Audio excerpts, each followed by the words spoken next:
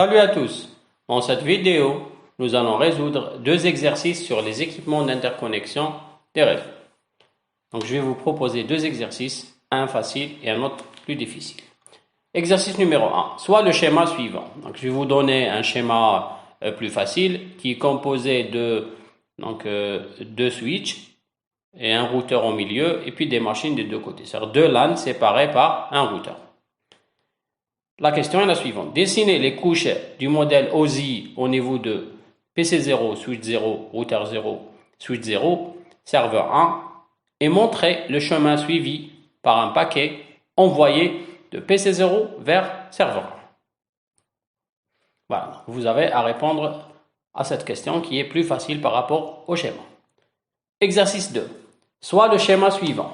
Et là, je vais vous proposer un schéma beaucoup plus difficile avec des routeurs, des points d'accès Wi-Fi, des firewalls, etc. Et je vais vous demander de répondre aux questions suivantes. 1. Rappelez le rôle de chaque équipement d'interconnexion réseau dans le schéma. 2. Quelles sont les couches du modèle OSI puis celles du modèle TCP/IP qui existent dans chaque équipement du schéma? Troisième question. Combien de domaines de collision existe-t-il dans le schéma et pourquoi? Quatrième question. Combien de domaines de diffusion existe-t-il dans le schéma et pourquoi? Il faut justifier chaque réponse, bien évidemment. Cinquième question.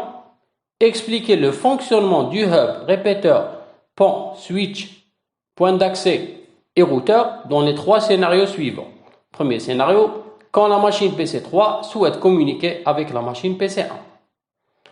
Deuxième scénario, quand la machine PC7 souhaite communiquer avec la machine PC6. Et enfin, quand la machine smartphone 0 souhaite se connecter à Internet.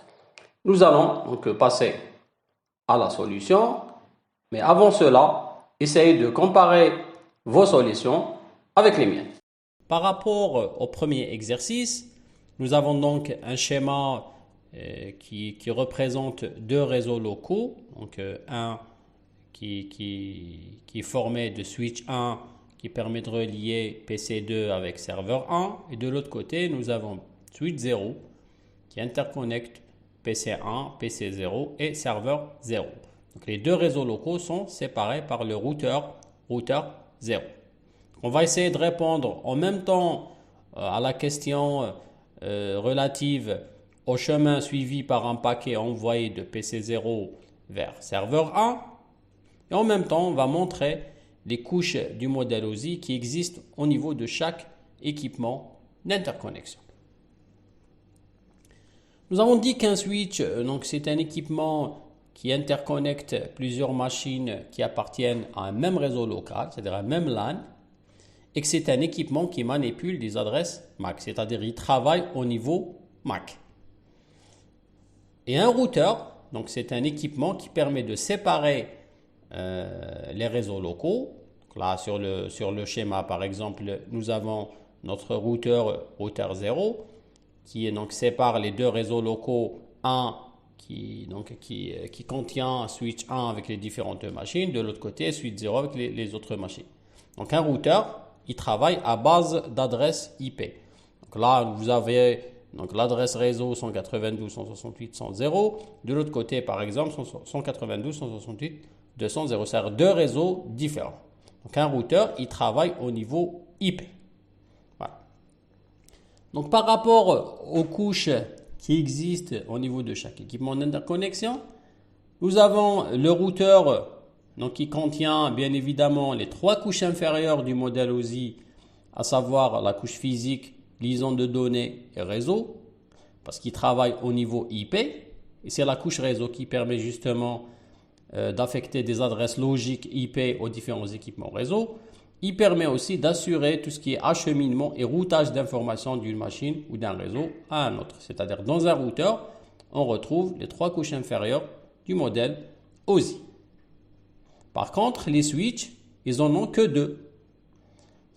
La couche physique et la couche liaison de données. Pourquoi? Parce qu'ils travaillent au niveau MAC. Les adresses MAC se trouvent au niveau de la couche liaison de données. C'est pour cela qu'un switch, il comporte les couches physiques et les couches liaison de données. Sinon, les deux extrémités, c'est-à-dire la machine PC0 et le serveur 1, bien évidemment, donc ils contiennent les 7 couches du modèle OSI. Pourquoi? Parce que ce sont des équipements de communication. Donc, ça, un équipement de communication PC0, un autre serveur 1. Et entre les deux équipements, nous avons des équipements d'interconnexion niveau MAC, c'est-à-dire les deux switches, switch 0 et switch 1. Et vous avez un équipement niveau IP qui est le routeur. Voilà, donc, chaque équipement il a donc une tâche particulière par rapport à un autre. Donc le switch, il a 2 couches, le routeur, il en a 3, et les équipements d'interconnexion, de communication, pardon, qui sont PC0 et serveur 1, donc ils contiennent les 7 couches du modèle OSI. Sinon, par rapport au paquet envoyé de PC0 jusqu'à serveur 1, donc le paquet, il commence par être envoyé à la couche application de PC0, donc qui va le faire descendre en traversant les différentes couches jusqu'à la couche physique qui va l'envoyer sur le support de transmission. Donc la couche physique va se charger d'envoyer ce message sur le support de transmission, câble, sans fil, fibre optique, etc.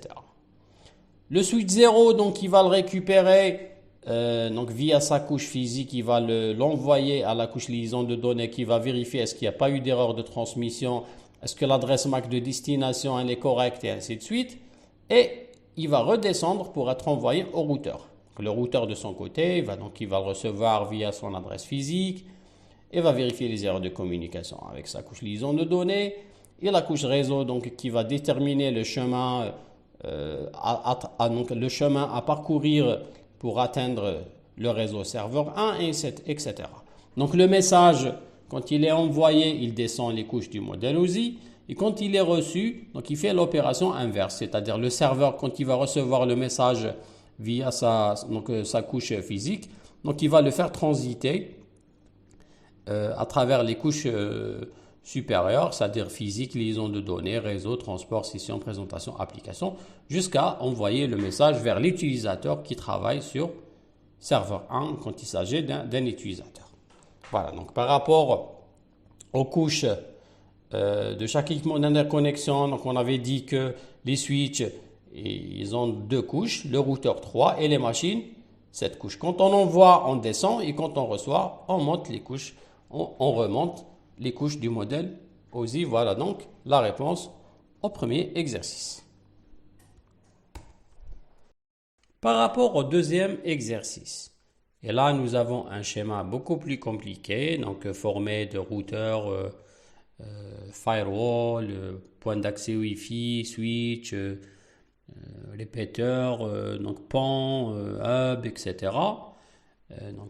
Sur lequel nous allons essayer de répondre à plusieurs questions. La première question était donc le rôle de chaque équipement d'interconnexion réseau. Et là, je vous invite à voir le cours relatif à cette partie-là qui est affiché sur le lien ci-dessus au niveau de cette présentation. Donc ça fait appel à... Donc ça sollicite le cours. Donc je vous invite à revoir le cours pour revoir le rôle de chaque équipement d'interconnexion réseau du schéma.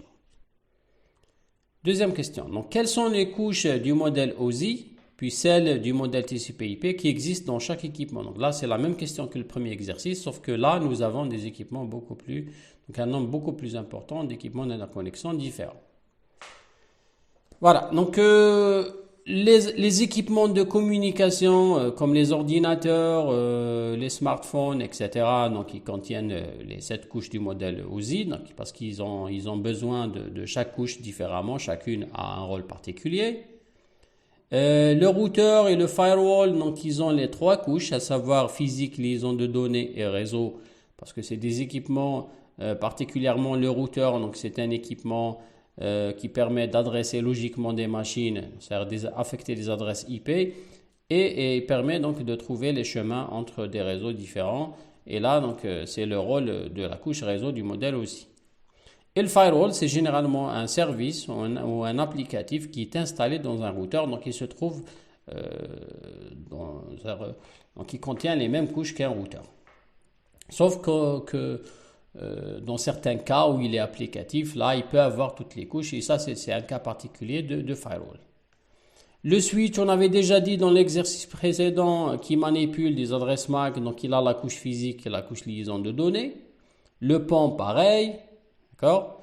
Et puis tout ce qui est donc répéteur, hub et point d'accès Wi-Fi, donc c'est des équipements qui traitent des signaux, c'est-à-dire régénérer un signal, répéter un signal, c'est des amplificateurs, etc. Donc ils n'en ont qu'une seule couche, ils n'ont que la couche physique du modèle OSI. Donc le hub, le répéteur et le point d'accès Wi-Fi, on les considère comme étant des équipements qui travaillent au niveau de la couche physique du modèle OSI. Le switch et le PON, puisqu'ils manipulent des adresses MAC, et les adresses MAC se trouvent au niveau de la couche liaison de données, donc ils possèdent les deux couches inférieures. Le routeur et le firewall contiennent les trois couches, donc physique, liaison de données et réseau parce qu'ils travaillent au niveau IP, et les équipements de communication, donc les smartphones, les ordinateurs, etc., donc ils contiennent les 7 couches du modèle aussi. Voilà. Voilà, donc nous avons les équipements relais de la couche 1, c'est-à-dire la couche physique, contiennent donc les répéteurs, les concentrateurs ou le hub et le point d'accès Wi-Fi. Les équipements relais de couche 2, quand on dit relais, c'est-à-dire les équipements d'interconnexion, c'est-à-dire physique plus liaison de données, sont les ponts et les commutateurs ou les switches. Et les équipements de la couche 3, c'est-à-dire ceux qui contiennent les couches physiques, liaison de données et réseau, donc sont les routeurs et le firewall. Voilà. Ça, c'est par rapport au modèle OSI. Quand on veut revoir la même question par rapport au modèle TCP/IP, il suffit de faire la correspondance. C'est-à-dire que, par exemple, le modèle OSI, les deux couches inférieures, liaison de données physiques, sont regroupées dans une même couche, qui est la couche accès réseau du modèle TCP/IP. La couche réseau du modèle OSI, c'est la couche Internet du modèle TCP/IP. La couche transport des deux côtés, c'est la même que ce soit OSI ou TCP/IP. Et puis les trois couches supérieures, session, présentation, application du modèle OSI, correspondent à une même couche du modèle TCP/IP qui est la couche application. Donc si on veut faire la correspondance entre OSI et TCP/IP, on trouve que le répéteur, le concentrateur, le point d'accès Wi-Fi, le PON et le commutateur font partie de la couche accès réseau. Pourquoi? Parce que nous avons la couche physique et la couche liaison de données, ou bien le niveau MAC qui se trouvent tous dans une même couche du modèle TCP/IP qui est la couche accès réseau.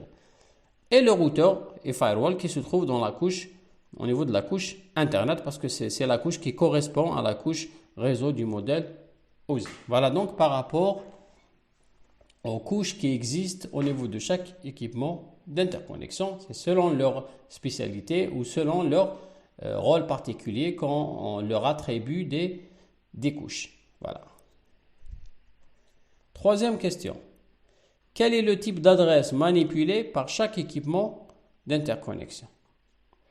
Et là, puisque nous avons le hub, le répéteur et le point d'accès qui fonctionnent au niveau de la couche physique, donc ils n'ont pas d'adresse, c'est-à-dire ils travaillent en mode diffusion, c'est-à-dire ils font que régénérer des signaux ou les envoyer quand ils reçoivent un message d'un côté, donc ils l'envoient sur toutes les sorties.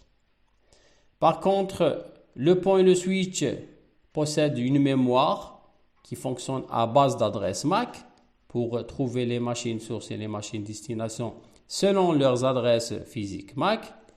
Et le routeur et firewall, ils travaillent à base d'adresses logiques IP, donc ils manipulent des adresses IP. Voilà. Donc, pour répondre à cette question, le répéteur et le concentrateur n'ont aucune adresse, ils ne travaillent pas avec des adresses quelconques. Le PON et le commutateur, ils manipulent donc des adresses MAC ou des adresses physiques. Le routeur et le firewall, donc, ils manipulent des adresses logiques ou bien des adresses IP. Voilà. Ça, c'est par rapport à la question relative aux adresses manipulées par chaque équipement d'interconnexion.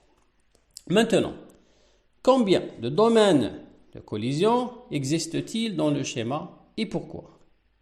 Rappelez-vous, on avait dit que le répéteur, le concentrateur et l'équipement sans fil travaillent par diffusion, c'est-à-dire que le canal de communication il est partagé, donc ils forment un seul domaine de collision.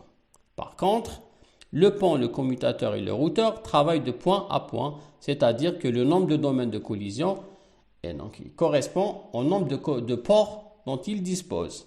C'est-à-dire, quand vous avez un réseau qui est interconnecté par un hub, un bus, Wi-Fi ou répéteur, donc tout ça forme donc un seul domaine de collision. Par contre, si vous avez un réseau interconnecté par un pont, un switch ou un routeur, vous avez donc de chaque sortie, vous avez un domaine de collision qui est différent. Si on veut projeter ça sur notre schéma, donc nous avons combien de domaines de collision? Donc là, nous avons un répéteur, ça veut dire que tout ça, c'est un seul domaine de collision, donc 1. Et là, vous avez un pont, donc le pont, il divise donc un domaine de collision en 2. C'est pour cela que vous avez de l'autre côté un autre domaine de collision. Vous avez un hub, donc tout ça, c'est un seul domaine de collision, d'accord? Et là, vous avez un switch, ça veut dire que de l'autre côté, vous avez un autre domaine de collision, 1, 2, 3, et puisque nous avons un routeur, donc 4, 5, 6, tout ça c'est un seul domaine de collision. Pourquoi? Parce que vous avez un point d'accès Wi-Fi, donc c'est en mode diffusion, ça veut dire qu'un seul domaine de collision. Et là vous avez un routeur, donc c'est un domaine de collision à part. Là ici c'est un autre, ici là donc c'est un autre domaine de collision. Donc 1, 2, 3, 4, 5, 6, 7, 8, 9, puisque vous avez un firewall ici, un routeur ici, donc ça c'est le 9e domaine de collision, 10 de l'autre côté, et là vous avez, tout ça c'est un seul domaine, parce que vous avez un hub, donc 11, nous avons un switch, donc 12, 13, 14, 15 et 16. Donc quand vous avez un switch, un routeur ou un pont de chaque côté, vous avez un domaine de collision séparément. Et quand vous avez un point d'accès Wi-Fi, un répéteur ou un hub, donc tout ce qui est autour du hub ou autour de l'équipement sans fil, représente un seul domaine de collision. Donc pour répondre à cette question, donc nous avons 16 domaines de collision différents. Pourquoi? Parce que je vous ai déjà expliqué. 5e question. Maintenant, combien de domaines de diffusion existe-t-il dans le schéma? Là, on parle de domaine de diffusion, pas de domaine de collision. Rappelez-vous, on avait dit que les domaines de collision, c'est une chose. Donc, quand vous avez un hub, donc ça représente un seul. Quand vous avez un pont, un switch, vous en avez plusieurs. Mais tout ça représente un seul domaine de diffusion. Que ce soit vous avez des ponts, des switches, un hub, bus ou Wi-Fi, donc ça représente tous un seul domaine de diffusion. Qui permet de séparer un domaine de diffusion en plusieurs? C'est le routeur. Donc le routeur, il permet de séparer deux domaines de diffusion différents. Donc quand on dit domaine de diffusion, ça veut dire LAN. Donc ce routeur-là, il sépare deux LAN, un à droite et un autre à gauche. Donc c'est le routeur qui permet de séparer un domaine de diffusion en plusieurs. Donc par rapport à notre schéma, on va localiser les routeurs. Donc nous avons routeur 0, routeur 1, routeur 2, routeur 3 et firewall. Puisqu'on avait dit que le firewall, il a le rôle d'un routeur. Donc on va commencer à compter le nombre de domaines, le nombre de domaines de diffusion. Donc 1, 2, 3, 4, 5, 6, 7, 8 et 9. Donc ça représente le nombre d'entrées d'un routeur. Donc de ce côté-là, vous avez 1, 2, 3. Ici, donc, vous avez 1, 2. Celui-là, on a déjà compté avec le routeur 2. Et là, vous avez donc 1, 2, 3. 1, 2, 3. Et le firewall, il a le rôle d'un routeur, donc qui permet de séparer un domaine de diffusion en deux. Donc, pour répondre à cette question, combien de domaines de diffusion existe-t-il dans le schéma? 9. Pourquoi? Je vous ai déjà expliqué. Pourquoi? Voilà. 6e question. Expliquez le fonctionnement du hub, répéteur, point d'accès Wi-Fi, pont, switch, c'est-à-dire tous les équipements d'interconnexion réseau dans les scénarios suivants. Donc, quand la machine PC3 souhaite communiquer avec la machine PC1. On va voir ça sur le schéma. Donc, la machine PC3 veut contacter la machine PC1. Donc, le message, il sort, puisqu'il va croiser un hub. Donc, un hub, bêtement, il va l'envoyer sur toutes les sorties. D'accord? Et puis, vous avez la machine 1 qui va l'accepter et les autres machines qui vont l'ignorer. Voilà. Donc, ça, c'est, il ne traverse que le hub, donc 0. Et le hub, donc tout bête, donc de manière bête. Donc, dès qu'il reçoit une information sur une entrée, il va l'envoyer sur toutes les sorties. Donc, la machine concernée va l'accepter, les autres machines ne vont pas le prendre en considération. Deuxième scénario. Quand PC7 veut contacter PC6, donc PC7, il est là, PC6, il est là. Donc, le message, il est envoyé au répéteur. Donc, le répéteur, il va l'envoyer de l'autre côté. Puisque nous avons ici, nous avons un pont, donc il va l'envoyer au hub. Le hub, bien évidemment, il va le diffuser sur toutes les sorties. Le switch va le donner au routeur, au routeur 2. Donc et là, il y a deux chemins possibles. Soit le message, il passe par là, ou bien il passe par l'autre côté. Supposons que le routeur 2 a choisi de l'envoyer via ce côté-là. Après cela, donc, il va être envoyé du routeur 1 au routeur 3. Envoyé au hub, au switch au switch, et le switch, il va l'envoyer à la machine PC6, qui va accepter donc le paquet envoyé par PC7. Voilà. Donc, quand notre paquet croise un équipement qui forme un seul domaine de collision, donc cet équipement va l'envoyer sur toutes les sorties. Et quand il croise un équipement qui travaille de point à point, par exemple un pont, un switch ou un routeur, qui ne va pas le diffuser, il va l'envoyer directement vers le chemin ou sur le chemin qui mène vers la destination. Voilà. Le dernier scénario, c'est quand le smartphone souhaite se connecter à Internet. D'accord? Donc le smartphone, il va l'envoyer au point d'accès Wi-Fi qui représente un seul domaine de collision, donc il va l'envoyer sur toutes les sorties. Et parmi ces sorties-là, donc il va l'envoyer sur la sortie qui mène vers le routeur. Le routeur, il a deux chemins possibles. Soit il va l'envoyer à travers routeur 2 ou bien à travers routeur 3. Supposons qu'il a décidé de l'envoyer par routeur 3. Routeur 3, il va l'envoyer routeur 0. Le routeur 0, il va l'envoyer au firewall, qui va vérifier en matière de sécurité est-ce que donc il a le droit de passer ou pas. Supposons qu'il le laisse passer de l'autre côté. Et notre smartphone se connecte à Internet. Il prend son avion et il va aller se connecter sur Internet. Voilà donc la réponse aux deux exercices. J'espère que vous avez bien répondu et que vous avez eu une bonne note. Bon courage pour la suite.